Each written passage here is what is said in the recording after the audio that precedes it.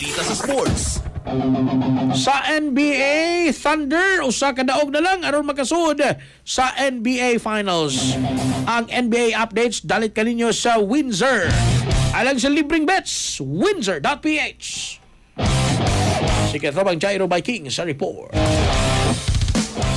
Naka-score og 32 puntos si Shai Gilgeous-Alexander aron tabangan ang Oklahoma City Thunder sa pagpildi sa San Antonio Spurs sa score nga 127-114 sa Game 5 sa Western Conference Finals. Tungod sa kadaugan, nanguna na ang Thunder sa serye nga 3-2 ug usa na lang kadaog aron makabalik sa NBA Finals. Napakyas ang Spurs sa ilang performance atol sa duwa sa Paycom Center diin daghang turnovers ug sayop ang ilang nahimo. Si Victor Wembanyama naka-score og 20 puntos apan upat lang sa iyang 15 katira ang nisulod. Samtang unom ra usab iyang rebounds. Samtang si Devin Vassell naka-score lang og unom ka puntos gikan sa 2 out of 11 shooting human sa maayong performance niini sa unang upat ka duwa sa serye. Alang sa Thunder, 5 ka players ang naka-double figures lakip si Alex Caruso nga adunay 22 puntos gikan sa bench, Jared McCain nga adunay 20 puntos, samtang si Chet Holmgren adunay 16 puntos ug 11 ka rebounds. Si Isaiah Hartenstein midugang usab og 12 puntos ug 15 ka rebounds. Alang sa natural nga suporta sa immune system ug kanitibuk-ang kahimsog sa lawas, kanunaya ang pagtumar sa Santon Plus Gold. Alang sa nakiusang Pilipino para sa Pilipinas, kini ang inyong katropang Jairo by King X FMU. Kasikas Express